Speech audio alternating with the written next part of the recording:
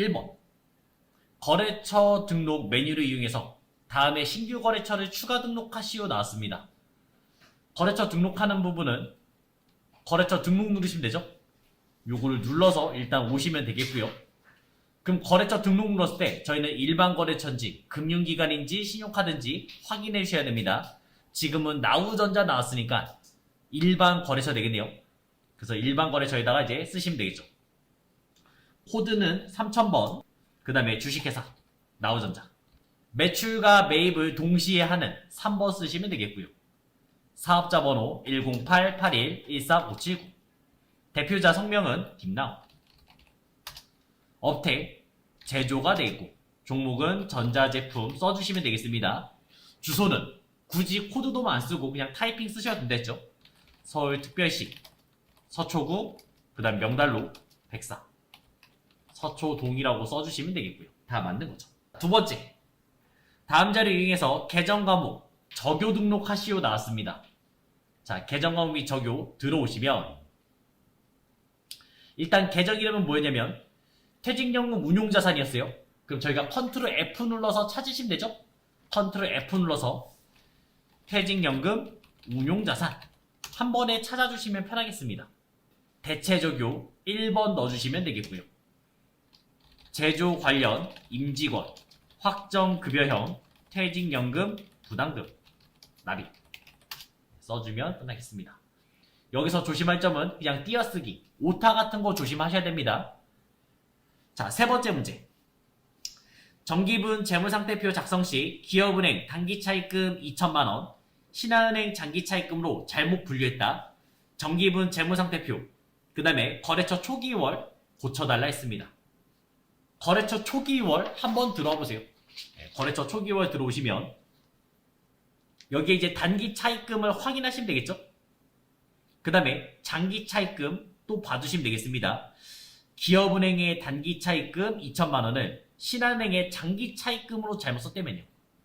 그럼 얘를 단기차입금 바꾸시면 되겠죠? 어떻게 바꾸셨어요? 단기차입금 써도 나와요? 안 나오죠? 제가 여기다가 단기차입금 썼습니다. 나와요?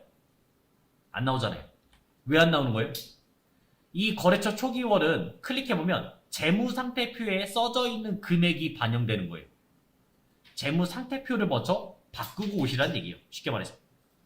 정기분 재무상태표 한번 들어와 보신 다음에 여기다가 이제 부채 자리에다가 단기 차입금을 만들면 2천만원을 추가해 주시고요. 그 다음에 장기 차입금을 삭제하시면 되겠습니다. 라인 삭제는 F, F5번 눌러서 라인 삭제 누르시면 되겠고요. 그 다음에 다시 초기월 오시면 여기서 이제 F2번 눌러서 단기 차입금 쓰시면 되겠죠. 2천만원 들어온 거를 볼 수가 있습니다. 재무상태표를 반영하기 때문에 그런 겁니다. 자, 그럼 이제 거래처만 쓰시면 되겠죠. 신한은행 2천만원 넣어주시면 끝났죠. 이런 식으로 만드셔도 됩니다. 일반 전표는 6문제가 되겠고요. 1번, 미국은행부터 2022년 10월 31일에 차입한 외화 장기 차입금 중 3만 달러를 상환하기 위해서 보통예금 계좌에서 3,900만원을 이체해서 지급했다. 일자별 적용 환율은 아래와 같다 나왔습니다. 자, 그러면 처음에 돈을 빌린 차입비부터 가보죠. 내가 돈을 빌렸으니까 보통예금으로 3만 달러 곱하기 그 다음에 차입일 환율은 1210원이었잖아요. 그럼 요거 계산하시면 3만 달러 곱하기 1210원 해주시면 3630만원이었던 걸 알 수 있어요. 그리고 저희는 대변에 외화 장기 차입금 3630만원 써놨고요. 그 다음에 12월 30일이 있잖아요. 평가받았네요. 12월 31일 요거는 결산 평가받는 얘기가 되죠. 이 평가받는 얘기는 증감만 따졌죠. 1210원이 얼마 됐는지만 보세요. 1250원이 됐습니다. 그럼 저희는 증감이 40원이 생겼고 그 다음에 총 3만 달러만 계산하시면 되죠. 요거 계산해 주시면 120만원 나올 것 같고요. 손해요, 이익이요? 손해죠? 왜냐면 1210원에 내가 빌린 건데 1250원을 갚아라 이런 얘기잖아요. 그럼 손해를 쓰시면 되겠습니다. 외화, 환산, 손실 120만원 가시면 되겠고, 그 다음에 대변에는 그만큼 부채가 증가하시면 되죠. 외화, 장기, 차입금 120만원 증가하시면 되겠어요. 그리고 상환 갖고 있습니다. 지금 문제가 이 8월 1일이 되는 거죠. 그럼 차변에 외화, 장기, 차입금 쓰시면 되죠. 당연히 거래처 쓰셔야 되고요. 거래처는 미국. 그러면 요 두 개의 금액을 합치시면 되잖아요. 두 가지의 금액을 합쳐서 가는 거죠. 120만원 더하기 3630만원 가주시면 3750만원을 갚는 얘기예요. 3750만원을 갖고 있습니다. 그리고 저는 뭐로 갚았냐? 보통 예금으로 3900만원을 갚았습니다. 차대변 안 맞잖아요. 차변에 150만원 부족하죠? 손해예요, 이익이에요? 손해. 차변은 비용 자리라서 손해. 그때 쓰는 계정 이름 외환, 차손 150만원 쓰시면 되겠죠. 지금은 이 8월 1일만 가주시면 되겠습니다. 요런 거는 순서대로 쭉 한번 써보시면 오히려 안 헷갈립니다. 이런 연습을 좀 해보시면 좋고요. 자, 두 번째 문제. 금융기관으로부터 매출거래처 모모가방이 발행한 어음 5천만원이 부도 처리되었던 것을 통보받았다. 은행이 이 어음은 부도났다 통보를 해준 거죠. 자, 그럼 차변에 뭐라 쓰면 돼요? 부도, 어음과 수표 쓰시면 되죠. 당연히 어음이기 때문에 거래처 쓰셔야 됩니다. 모모가방 5천만원 쓰시면 되겠고, 그 다음에 대변에 받을 어음을 날리시면 되죠. 모모가방 5천만원 되겠습니다.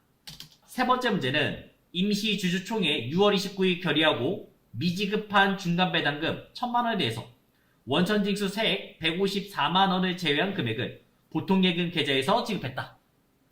지금은 원래 저희가 주주총회 때 두 가지 있잖아요. 현금 배당할지 주식 배당할지 이 상황이 두 가지가 나오죠. 이때는 아직 주는 거 아니잖아요. 그래서 차변에 2월 이익잉여금, 그 다음에 대변에 현금 주기로 했을 때는 미지급 배당금이라는 계정을 쓸 거고, 주식 주는 얘기는 2월 이익잉여금, 대변에는 미교부 주식 배당금 이렇게 썼겠죠. 그리고 이제 실제로 줬잖아요. 실제로 줄게. 그때는 부채가 없어지고 차변에 없어졌고, 그 다음에 돈 주면 되겠죠? 지금 얘기네요. 지금 보통 예금으로 846만원을 줬습니다. 그 다음에 원천 징수한 거는 계정에는 뭐예요? 예수금. 요거는 이제 예수금으로 154만원 쓰시면 되겠죠. 154만원 이렇게 회계 처리하시면 되겠습니다. 차변에 미지급 배당금은 1000만원이었겠죠. 그 다음에 주식 주는 거는 대변에 뭐예요? 주식을 발행해서 줄 거잖아요. 그래서 자본금 써주면 되겠죠. 문제가 어떤 상황인지 확인만 해주시면 되겠습니다. 4번, 제품의 제조 공장에서 사용할 기계장치 공정가치는 550만원짜리를 대주로부터 무상으로 받았대요. 차변에 뭐 받았어요? 기계장치를 받았죠? 550만원짜리였고, 그 다음에 무상으로 받았을 때 어떤 계정이에요? 자산 수증이익이라는 계정을 쓰시면 되겠죠. 무상으로 받았을 때 자산 수증이익, 요것만 체크해 주시면 되겠습니다. 자, 그 다음에 5번에서는 단기매매 차익 목적으로 주권상장법인 대우전자의 주식 2000주를 한 주당 2,000원, 액면가는 1,000원 취득했고요. 증권거래 수수료 만원을 포함해서 대금을 모두 보통예금 계좌에서 지급했다. 자, 주식 얘기는 세 가지 얘기죠.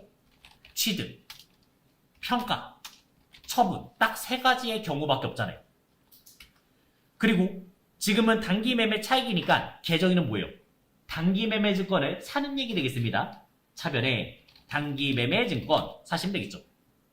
자, 몇 주를 샀냐면 2000주를 샀고요. 그 다음에 한 주당 가격은 2,000원이었어요. 그럼 내가 총 산 가격은 400만원 되겠죠? 차변에 단기매매 증권 400만원 쓰시면 되겠고, 사면서 뭐 들었어요? 수수료 들었습니다. 유일하게 단기 매매 증권은 비용 처리하셔죠. 수수료 비용. 그게 10,000원 써주시면 되겠습니다. 그리고 이 수수료 비용은 몇 번대요? 900번대 수수료 비용을 쓰시면 되겠어요. 유일하다 했습니다. 수수료 비용 900번대 나오는 거는 단기 매매 증권밖에 없어요. 자, 그리고 이 돈 401만원을 다 뭐로 냈어요? 보통예금 401만원 이렇게 내주시면 되겠습니다. 만약에 이 문제가 매도가는 증권이었으면 매도가는 증권 401만원 차변에 가셔야 되죠?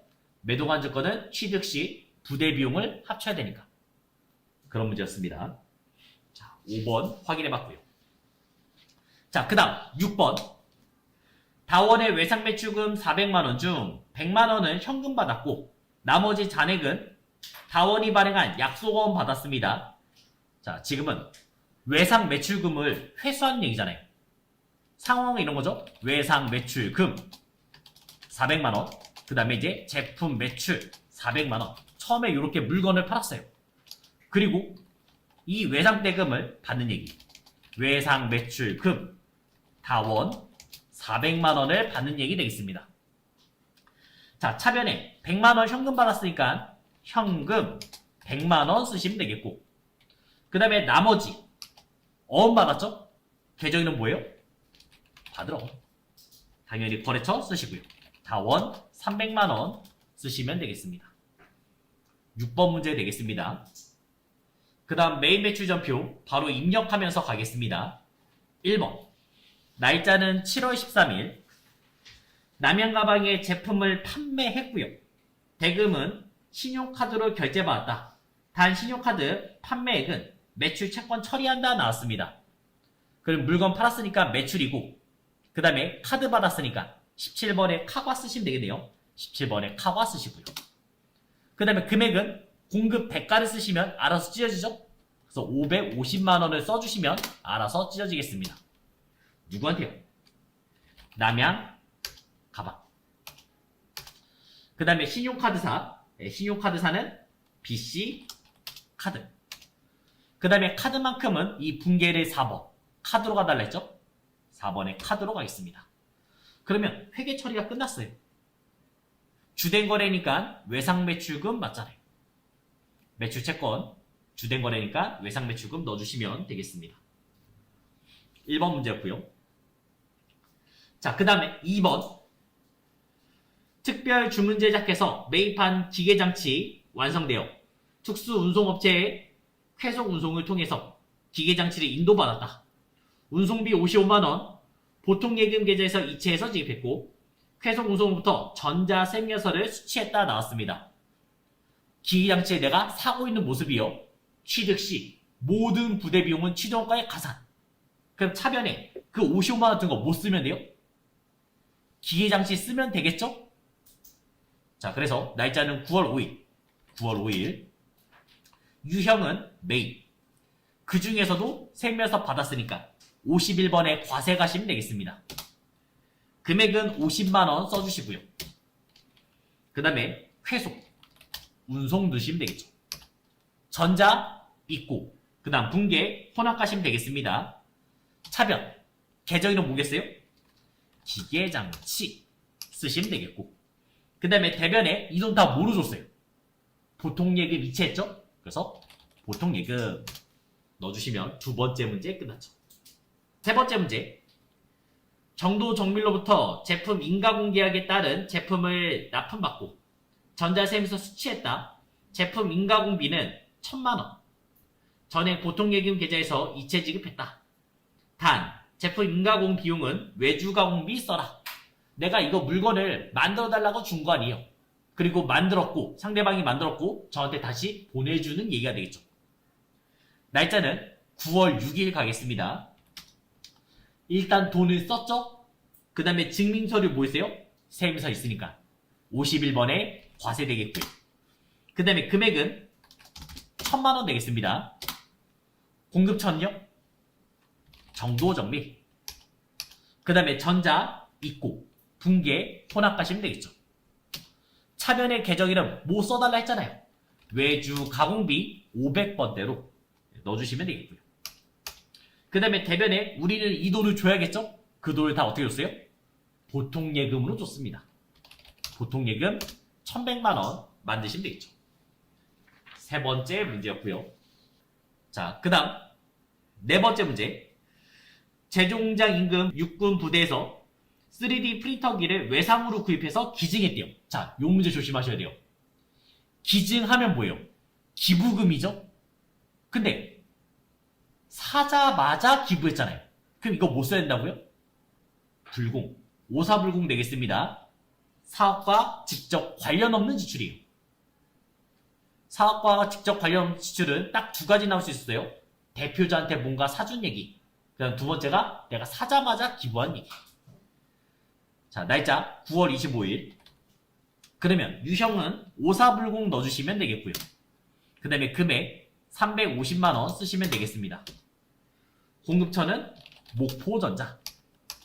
그 다음에 전자 있고, 그 다음에 불공제 사유는 사업과 관련 없는 지출 2번 되겠죠. 분계는 호남 넣어주시면 되겠습니다. 자, 차변. 어차피 기부했죠? 그러면 기부금 쓰시면 되겠고, 그 다음에 대변에 이 돈을 다 어떻게 줬는지 확인해 보시면 되죠. 근데 주된 거래 아니잖아요. 그럼 뭐 쓰셔야 돼요? 미지급금 넣어주시면 되겠습니다. 5번 10월 6일 본사 영업부 사용할 복사기를 구입했고요. 대금은 하나카드로 결제했습니다. 샀죠? 그 다음에 하나카드로 결제했죠. 여기서도 지금 영업부에서 복사기 샀습니다. 주된 거래 아니네요. 네, 조심하시고요. 날짜 10월 6일 가겠습니다. 자, 유형은 57의 카과 쓰시면 되고요. 그 다음에 금액은 합쳐진 165만원 쓰시면 알아서 찢어지겠습니다. 공급청 OK 사무.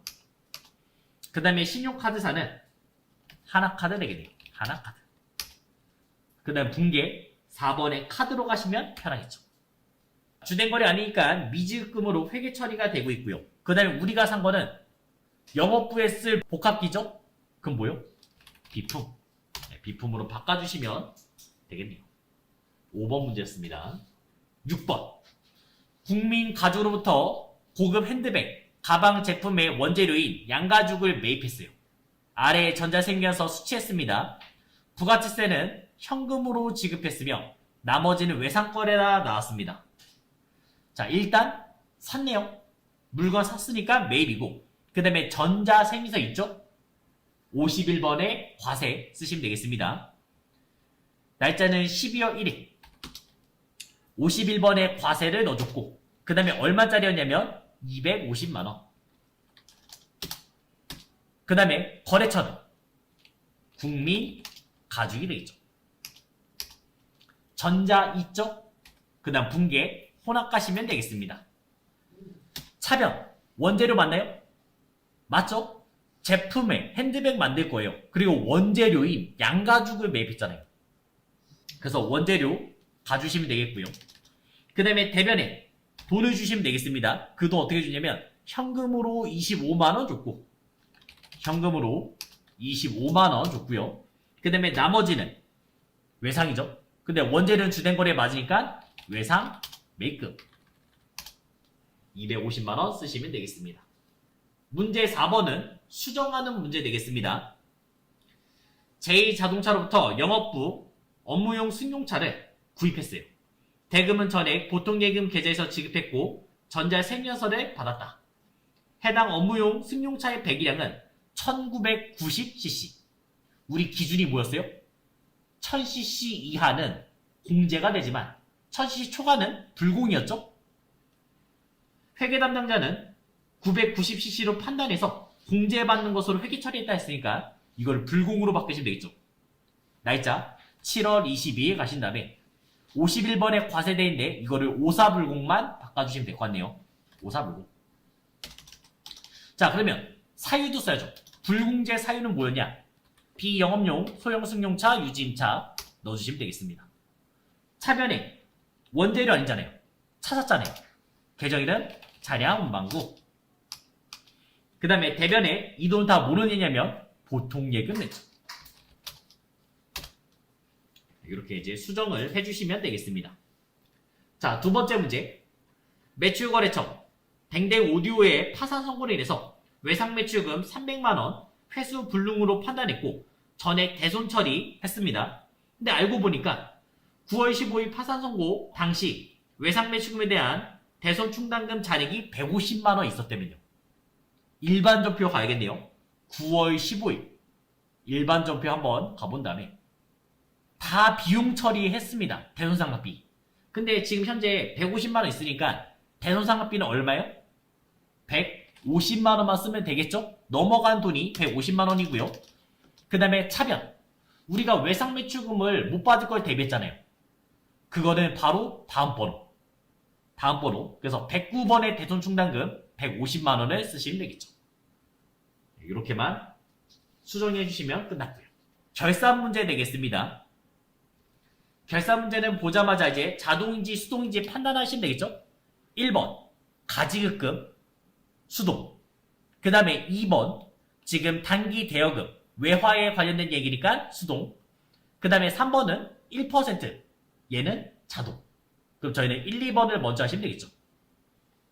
2023년 9월 16일 지급된 255만원은 그 원인을 알 수 없어 가지급금으로 처리했던 바. 결산일 12월 31일에 250만원은 하나무역의 외상매입금 상한 것으로 확인됐으며 나머지 금액은 그 원인을 알 수 없어 단기 비용으로 처리를 했다. 우리가 원인을 알 수 없는 게 이제 가지급금이라 썼잖아요. 그게 총 얼마 있었냐? 255만원 있었습니다. 원인 알 수 없는 게 이렇게 있었어요. 그리고 그 원인이 지금 파악됐잖아요. 파악됐으니까 대변에 가지급 없애시면 되겠죠? 가지급금 255만원 없애주시면 되겠습니다. 어차피 임시계정이라서 보고하면 안됩니다. 무조건 지어야 되죠. 그럼 차변 250만원은 지금 부채를 갚은 거잖아요. 외상 매입금 하나무역한테 250만원을 갚고 있고 그 다음 나머지 5만원은 알 수가 없죠. 계정은 뭐예요? 잡손실. 잡손실 5만원 써주시면 되겠습니다. 이렇게 되겠죠. 그래서 조금 더 편하게 하려면 가지급금은 무조건 대변에 없애야 돼요. 그 다음에 우리가 원인 알 수 없는 돈 이런 것도 있을 거 아니에요. 입금됐을 때 가수금. 이 가수금 무조건 12월 30일 날 차변에 써야 돼요. 이런 식으로 다 없애야 됩니다. 얘는 자리가 고정돼 있어요. 그러니까 고민할 게 없어요. 근데 중요한 거는 현금 과부족은요. 차변이 될 수도 있고 대변이 될 수도 있잖아요. 현금 과 많다는 얘기고 그 다음에 부족은 적다는 얘기잖아요. 그래서 차대면 둘 다 쓸 수 있습니다. 이런 거는 어떻게 하라고요? 계정별 원장에서 조회해서 반대로 없애주시면 쉽게 풀 수 있다고요. 문제를 안 읽고도 풀 수가 있습니다. 자, 그 다음 두 번째 문제. 외화 단기 대여금 3만 달러. 잔액은 6천만 원이에요. 그러면 1달러당 얼마인지를 먼저 판단하셔야죠. 6천만 원을 3만 달러 나누시면 2천 원이죠. 그게 결산이 현재 얼마 됐는지 보시면 되겠습니다. 2,200원 됐죠. 결산은 항상 뭐에 대해서 해요? 증감에 대해서 하니까 200원에 지금 차이가 생겼고요. 그 다음에 총 3만 달러. 이렇게 되겠습니다. 그러면 600만 원에 이제 변화가 생긴 거를 알 수가 있습니다. 손해인지 이익인지 이제 판단하시면 되겠죠. 내가 돈을 단기 대여금 빌려준 거잖아요. 그럼 내가 받을 돈이 더 늘어난 거잖아요. 이익이죠. 차변에 단기 대여금 필입에 600만 원 쓰시면 되겠고 그 다음에 대변에 외화 환산 이익 600만 원 쓰시면 되겠죠.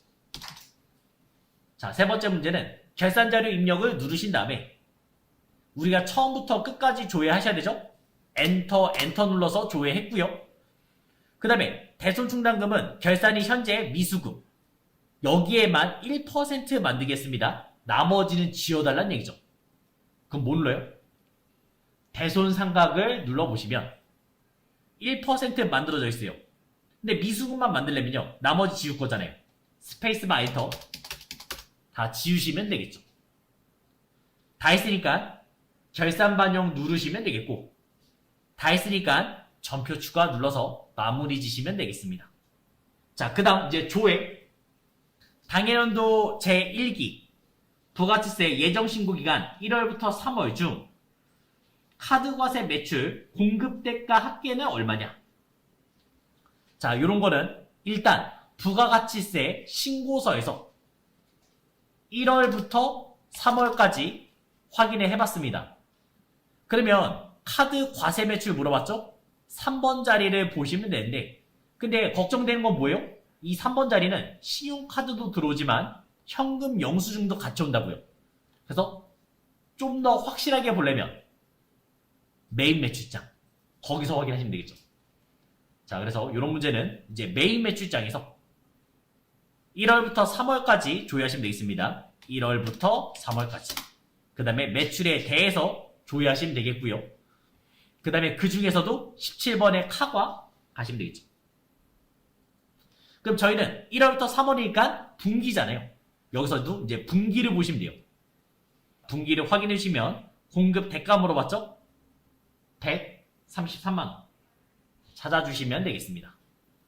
두 번째 문제, 2023년 6월에 영업외 비용 총 지출액은 얼마냐? 자, 6월 달에 영업외 비용 900번 때 물어봤습니다. 이런 거는 월계표 보면 편하죠? 한 번에 나오니까. 월계표 6월 조회했고요.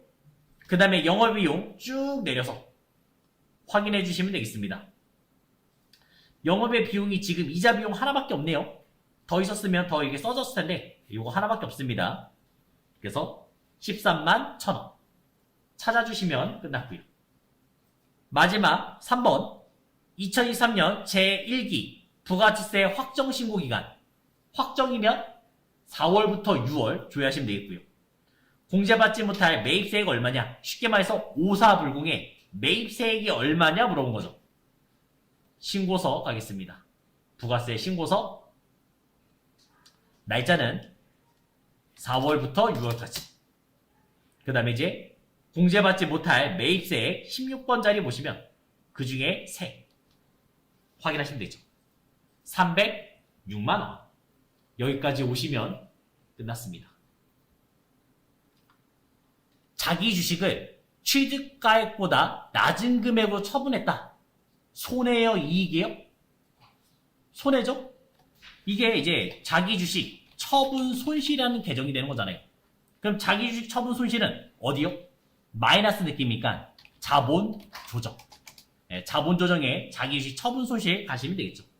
그래서 4번 되는 겁니다. 자, 그 다음에 2번에서는 1,000원의 제품을 판매하기로 약정했고요.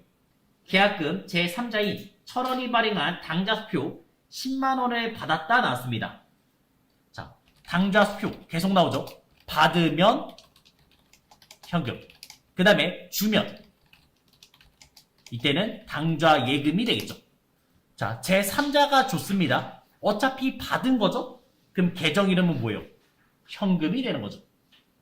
그래서 차변에 현금 10만원이 되는 거고, 그 다음에 이거 자체가 계약금이었잖아요. 그래서 선수금 10만원 이렇게 회계 처리하시면 되겠습니다. 어차피 받은 거니까. 자, 그 다음 세 번째 문제. 다음 중 기말 재고자산 실제보다 과대 계상했대요. 재무제표에 미치는 영향으로 잘못된 것은, 자, 이거는 일단 그림을 먼저 생각하죠. 자산, 부채, 그 다음에 자본, 그 다음에 이제 비용, 수익 써놨고요. 지금 얘기는 뭐예요? 기말이 실제보다 많이 썼죠? 그러면 자산이 증가했다고 쓴 거잖아요. 자산이 증가했으면 같은 방향 움직인 애들 써주시면 되겠습니다. 자본 증가하고 수익 증가하겠죠. 그 다음에 부채 떨어지게 그려주시면 되겠고, 그 다음 비용 떨어지시면 되겠죠. 이런 틀을 만드시면 되겠습니다. 자산이 실제보다 과대 계상됐다. 맞죠? 네, 커졌습니다. 그 다음에 자본 총계가 실제보다 과소. 자본 어떻게 해요? 과대. 틀렸네요. 2번이 틀렸네요. 그 다음에 매출 총익. 이렇게 보면 어려우니까 그냥 이익은 생각하세요. 수익은 실제보다 과대. 매출 원가 결국 뭐예요? 비용이죠. 비용은 과소. 되겠죠. 그래서 이 그림만 하나 잘 그려놓으면 계속 써먹을 수가 있습니다. 자, 그 다음 네 번째. 다음 중 일반 기업 회계기준상 무형자산 상각에 관한 내용으로 옳지 않은 것은 무형자산의 상각 방법은 정액법, 체감잔액법 등 합리적인 방법을 적용할 수 있으며 합리적인 방법을 정할 수 없을 때는 뭐 쓰겠어요? 정액법 쓰면 되겠죠. 그래서 저희 시험에서 결산 문제 나오면 다 정액법으로 나올 겁니다. 무형자산은. 자, 그 다음에 두 번째. 내부적으로 창출한 영업권은 원가 신뢰성 문제로 인해서 자산으로 인정되지 않는다. 자, 내부적 인정 되는 거 뭐 있어요? 개발비는 되죠? 하지만 그거 외에는 외부에서 사온 것만 인정되겠죠. 그래서 맞는 얘기네요. 자, 세 번째. 무형자산 상각기간은 독점적 배타적 권리를 부여하고 있는 관계 법령이나 계약이 정해진 경우에도 20년을 초과할 수 없다? 아니잖아요. 그때는 넘길 수 있잖아요. 대표적인 게 뭐라고요? 코카콜라 생각해봐요. 그게 20년 된 회사겠어요? 100년도 넘었다 했잖아요. 네 번째, 무형자산의 잔존가치 없는 것으로 하는 게 원칙이나 예외도 존재한다. 당연히 예외도 있습니다. 자, 5번. 다음 자료를 이용해서 단기 투자자산 합계액을 계산한 것으로 옳은 것은 자, 현금, 그 다음에 1년 만기 정기예금, 단기 매매 증권, 당좌예금, 우편한 증서, 외상매출금이 나왔습니다. 일단 단기 투자자산이 뭔지 알아야 돼요. 우리가 원래 자산에서 1년 기준이잖아요. 1년 기준. 그게 뭐였어요? 유동자산이었고 그 중에서도 현금 및 현금성 자산이 있겠습니다. 요거는 몇 개월이요? 3개월 이내. 3개월 이내에 되죠. 그러니까 얘 빼고 넣으라는 얘기예요. 쉽게 말해서. 현금 및 현금성 자산 빼고 나머지 투자자산 생각하시면 되겠어요. 현금 안 되겠고요. 그 다음에 정기예금 맞죠? 300만원 들어오겠습니다. 그 다음에 단기매매증권 투자자산 맞잖아요. 맞고요. 당좌예금은 현금이 형성자산, 우편한 증서도 여기에 들어있고 그 다음에 외상매출금 요거는 매출채권입니다. 매출채권이요. 투자자산 아니에요. 투자자산 의미가 뭐예요? 돈이 돈을 버는 거잖아요. 그래서 내가 돈을 넣어놔서 정기예금 넣어놔서 이자를 받는 얘기가 되겠고요. 그러니까 단기매매증권 주식을 사서 돈을 버는 얘기가 되겠죠. 네, 투자자산 되겠습니다. 단기 투자자산 나와 있습니다. 회사가 단기적인 투자 목적으로 단기 금융상품, 단기 매매증권, 단기 대여금 및 유동자산으로 분류되는 매도관증권, 만기보유증권 보유하고 있는 경우 그 자산을 통합해서 단기 투자자산으로 공시할 수 있다. 즉, 단기 투자자산은 각 항목별 금액 등이 중요한 경우에는 각각 표시하지만 중요하지 않을 때는 합쳐서 가도 된다. 그러면서 이제 단기 금융상품 나오죠. 금융기관이 취급하는 정기예금, 정기적금 이런 것들. 그래서 아까 전에 1년 만기 정기예금 이런 게 들어간다는 얘기예요. 보고기간 말로부터 만기가 1년 이내에 도래하는 얘기들이 되겠습니다. 자, 그 다음 6번 비유동부채 보러 왔습니다. 저희 비유동부채 하면 딱 3개 기억나면 되잖아요. 장기차입금, 퇴직급여 충당부채, 사채. 그거 외에는 유동부채다 생각하면 되겠죠. 그래서 사채, 퇴직급여 충당부채 2개 나왔네요. 그래서 2번 되는 거고요. 7번 기업회계기준에 근거해서 다음에 재고자산 평가하는 경우 재고자산 평가 손실은 얼마냐 물어봤습니다. 일단 크게 두 가지 나눌게요. 감모손실 얘는 수량 부족이고 그래서 뭐 정상 비정상 나누시면 되겠죠. 그 다음에 평가손실 얘는 가치 하락분에 대해서 평가하는 얘기입니다. 증가하면 평가해요? 안 하잖아요. 우리는 저가법을 쓰기 때문에 가치가 떨어질 때만 회계 처리하시면 돼요. 그래서 두 가지를 비교하는 거예요. 75,000원과 65,000원 비교하는 거예요. 지금 어떻게 했어요? 내가 75,000원에 샀는데 얘가 65,000원이 되면요. 떨어졌죠? 그럼 이거는 하셔야 됩니다. 얼마 떨어졌냐? 100개 곱하기 만원. 그래서 100만원 평가 손실을 인식하는 거고요. 그 다음에 두 번째 5만원짜리가 7만원 됐죠? 이런 거는 평가 안 한다고. 그래서 100만원 되겠습니다. 재고자산 평가 손실 100만원 4번 되겠죠. 가치 하락분에 대해서 한다. 8번 다음 중 수익의 인식에 대한 설명으로 가장 옳은 것은 시용 판매. 시용 판매가 뭐였어요? 한번 써보세요. 고객한테 주는 거죠? 예? 고가의 물건. 안마의자 생각하시면 되겠습니다. 판 거예요? 아직 아니잖아요. 고객이 끄덕끄덕 해야죠. 구매 의사가 있어야지만 판 거죠. 그 다음에 두 번째, 예약 판매의 경우 수익의 인식은 자산의 건설이 완료되어 소비자에게 인도되시죠. 건설은 뭐예요? 저희가 50% 시점, 70% 시점, 100% 시점 진행 기준 가시면 되겠죠. 틀렸네요. 세 번째, 할부 판매의 경우 우리가 핸드폰 2년 약정 할부 판매 이런 거는 그냥 인도했을 때 판 걸로 인식했고요. 그 다음에 위탁 판매. 우리가 이제 위탁자, 수탁자 있죠? 내가 물건 너무 팔아요. 그래서 어떻게 해요? TV용 쇼핑에 맡기잖아요.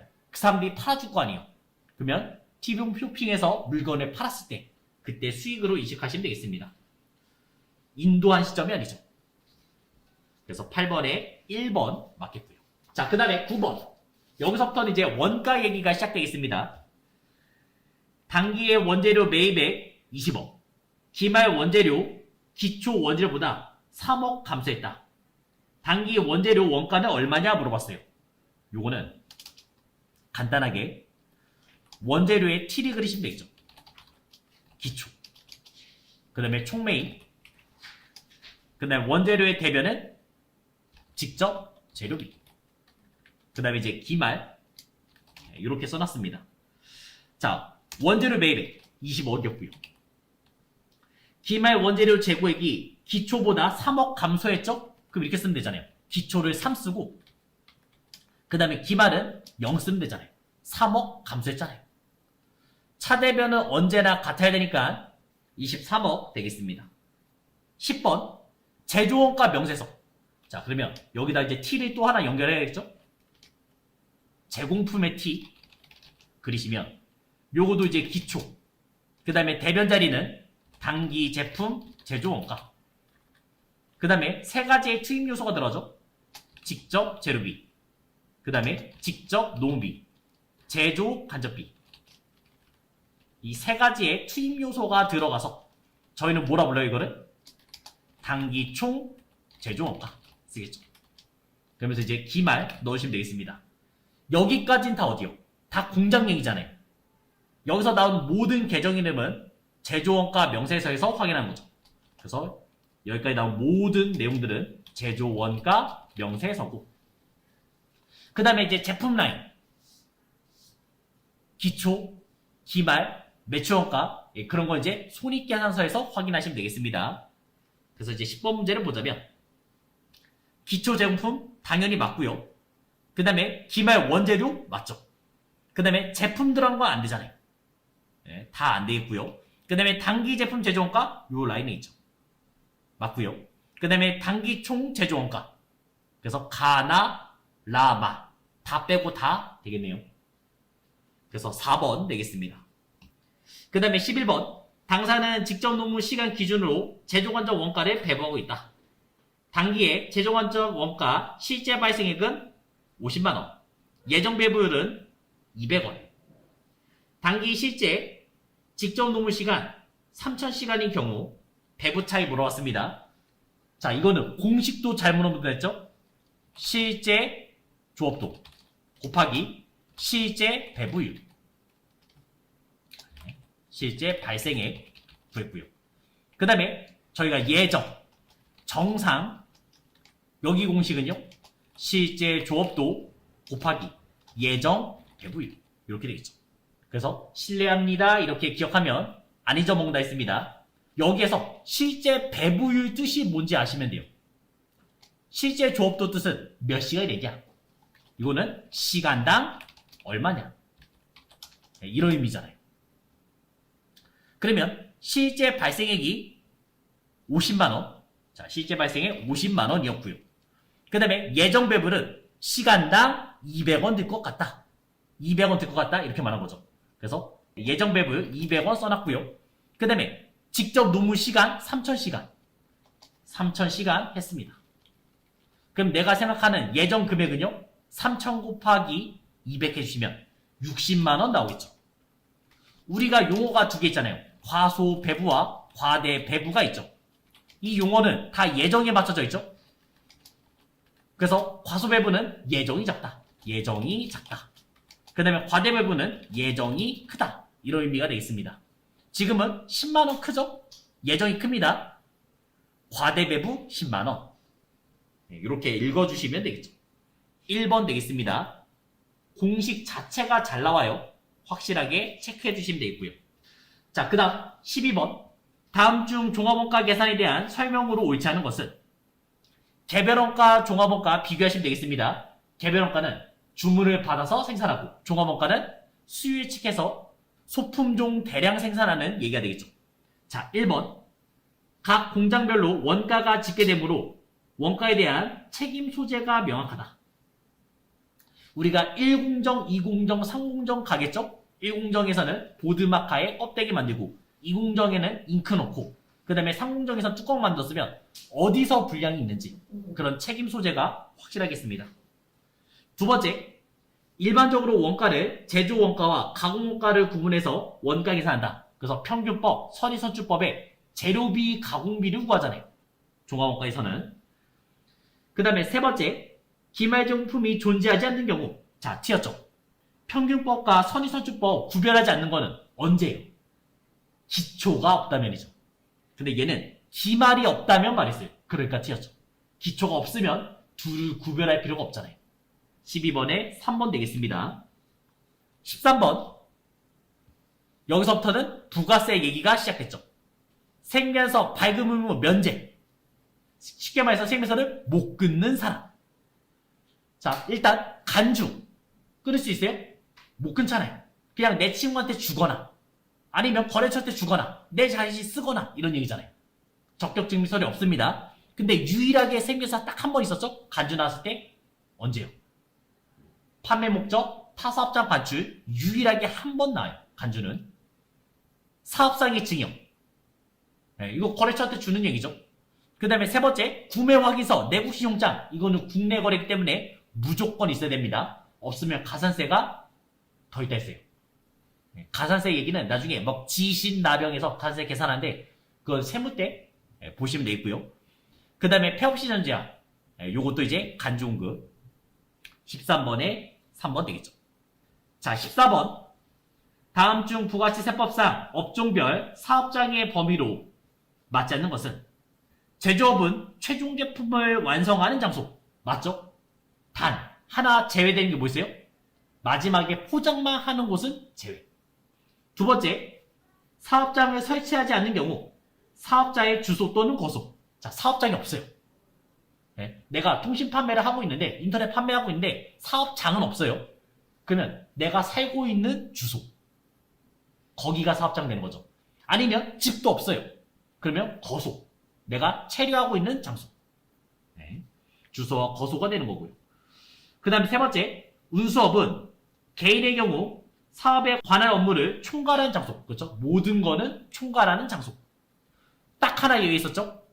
부동산 뭐요? 임대업. 걔네는 각각의 위치였잖아요. 인천, 그 다음에 뭐 부산, 서울 세 군데가 있다. 본점은 서울이다. 만약에 부동산 매매였으면 저희가 이제 서울에서 총괄하시면 되겠고 임대업은 각각의 장소. 인천이나 부산이나 이렇게 하셔야죠.